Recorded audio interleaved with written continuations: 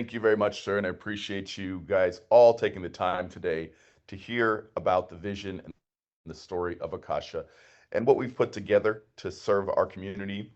So this can be our little, super Wednesday campfire chat for you to catch the idea and understand of exactly what has been put together. So I'm going to try and slow my rate of speech down so everybody can fully understand because myself as well, when I talk about this vision, it is something that is pure and true to me. So I also get excited and sometimes I go a little bit fast.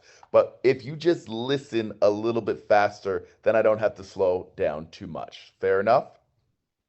So what we're gonna do is we're gonna accelerate everybody's thought process and understanding. I'm gonna transmit my energy and vision to all of you that are on this call. You are the leaders of this organization, and you are the leaders of your continent in this market. So it's very important that you have the right information, and it's very important that your leadership leads and opens the vision of other new people in this market. So this information that I'm going to share with you is important, but it's really about you catching the true vision of where this is all going. Now, myself, I've always focused on things that were future. So I've always thought of if I can get in front of trends and if I can get in front of businesses before they become major mainstream and I can be the one that shares them with the rest of the world, then I can make fortune throughout my life. So as a child, I was 9 years old when I decided that I wanted to start my own business because I come from a family. I have six brothers, one sister, and in our family, eight children. I seen how hard it was for my family to get by supporting eight children. So I told my father while I was doing his income tax because I had a bit of a mass mind. I was doing calculus at the age of 9 years old. So they already understood that I knew mathematics very well. So I was doing my family's business income tax, and I realized that my father was not making that much money. So I went to him as a 9 year old little kid and said, Dad, let me start a company. If I can start a technology company, I will free our family financially. And at that time, it was 1990. Now, my father said to me, well, he looked at me funny for sure at first because he's like, what do you think you're going to out earn me? And I said, yes, Dad, I will out earn you. Let me start a company and I will out earn you the first year. I give you my word. Now he said, you need to finish school before you actually start the business. So I said, okay, there's a bit of a challenge. I'm, of course, 9 years old.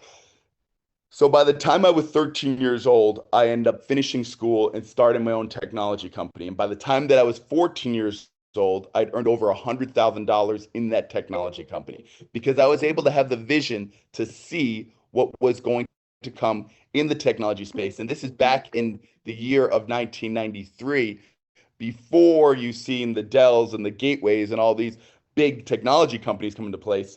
I had the vision myself to be the first big technology company. So throughout my entire life, it's always been that finding something that is early, even more than cutting edge, and then helping bring it to the market. And in this case today, it's the same thing. Like Christy said, I first heard about Bitcoin when it was in the dollars, and I actually started investing and purchasing my first Bitcoin in the $100 range. Now, myself, I thought that I was late. And I didn't think about Bitcoin like, oh, I want to buy a bunch of Bitcoin when I first heard about Bitcoin. When I heard and seen the technology was created, my goal and vision at that point in time in 2013 was not to just buy Bitcoin, but to create our own cryptocurrency ecosystem that would be supported like Bitcoin, but with community driven systems. And that is exactly what we have here today. So, what we're going to talk about is not something that has not been done ever before. What we're going to talk about is you being able to leverage yourself in this time in your life to an ecosystem that recreates the past of cryptocurrency, but in your own community. An ecosystem that follows the footsteps of what Bitcoin and what cryptocurrency did, but now in your organization and in your network. So if we go back in time and we look at coin market cap and we look at what the Bitcoin and what cryptocurrency's total market cap was back in 2013. This is June 8, 2013. This is something called the Wayback Machine. This is a website where you can go back and you can, it stores all the websites on the internet that were ever written and created. And if you look here, you can see that Bitcoin's market cap back then was about $1 billion, and Bitcoin was at $100. So how much? This is about the time I heard about Bitcoin. I heard about it before this, but this is about the time I actually started purchasing it. So if you had the opportunity to purchase Bitcoin at $100 yourself, how much Bitcoin would you buy? If you had a time machine and you could go back and buy Bitcoin, how many Bitcoins would you buy? I want you to think about that, because what Akasha is at that level. It's at that level of users. It's at that level of price point. It's trading right around $1, which means, and you look at the market caps, it is really buying Bitcoin at $10. So how much Bitcoin would you buy if you could buy Bitcoin for $10? Christy, how many Bitcoin would you buy? I sell everything and buy old gold.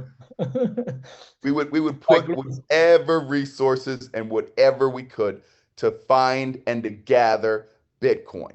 So that's why I compare it to Bitcoin, is because our ecosystem requires a layer zero. Now, Bitcoin is technically a layer one blockchain, but it works like a layer zero because of the fact that back then there was nothing else. There was no way to buy Litecoin. This is even before Ethereum started. There was no way to, you can't just go buy Ethereum with fiat currency. You had to buy Bitcoin in order to buy Ethereum. So Bitcoin was the first layer zero as far as a product use case in all of cryptocurrency. And Akasha is our entry point into our ecosystem. So it's the gateway that brings all of other cryptocurrencies from other blockchains into our ecosystem. It is a front point and the head of the spear for other cryptos to come on board. And that's why it's so important to understand how valuable this asset is as itself, but then the use case of why it's so important for you to gather, for you to cultivate, and for you to mine, and for you to get your super node to be able to create more Akasha, as well as catch all of the other cryptocurrencies. Now, if we look through these years, we continue to see, you see how massive crypto has become from this point, from $100 to $100,000 and ups and downs in between. But if you would have had a super node 10 years ago and it mined for those last 10 years, the amount of different cryptocurrencies that you would have caught just by having this technology, these have been coins that you would never even heard of in your life. Coins that would just automatically be falling into your system, because what Akasha does is it collects the fees from every single coin that crosses the chain. Now, I'm going to give you some real world examples. Let's look at one platform. This is something called D-Bridge. Okay, so this is a bridge, a technology that is a cross-chain bridge. This is sort of what a layer zero does. And on D-Bridge, we can go ahead and look at this and we can see all of the different blockchains and pick the market. Can you guys see my screen? Yes, sir. So here, Yes. I can pick Ethereum, I can pick BNB, I can pick Polygon, I can pick any of these different chains, and then I can press and convert my coin into a different asset. Make sense? So when this happens, if I was to pick USDC on Base and I want to convert it to Ethereum on Polygon, there is a fee that is collected. Akasha is the thing that replaces this D-Bridge technology and becomes the collector of the fees. Those fees that are collected end up going into your supernode. So I think this is probably one of the best ways to truly illustrate what the value of this is and how it's going to work. Now, this is D-Bridge. Look at this thing. There's so much different chains. There's so many different options. It becomes a very complicated but very effective platform. So what we wanted to do is simplify this process. Instead of it being so many things, you make it super, super simple. And if you can see my screen here, this is easymoney.info. This is the Akasha Layer Zero Super Bridge. As you notice, there's way less options on the screen. This will auto-identify the chains and the wallet addresses, and then you'll be able to pick and transfer what you need to transfer just by pressing the simple button. This technology in the background is completely built, and over these next few weeks, all of the connections will happen to where that there will be transaction mining for all users that have supernodes. A simplistic version of a super bridge that allows all transactions to have and happen in one place. This dashboard easymoney.info also will give you your own place to connect through your wallets. Of course, you can see you can connect multiple wallets at the same time, because one coin exists on one chain and then the coin exists on the other chain. And as you cross these chains, the transaction fees end up going back to you as the individual user, as well as the people that control and who hold the supernodes. So it's a very, very, very, very powerful technology.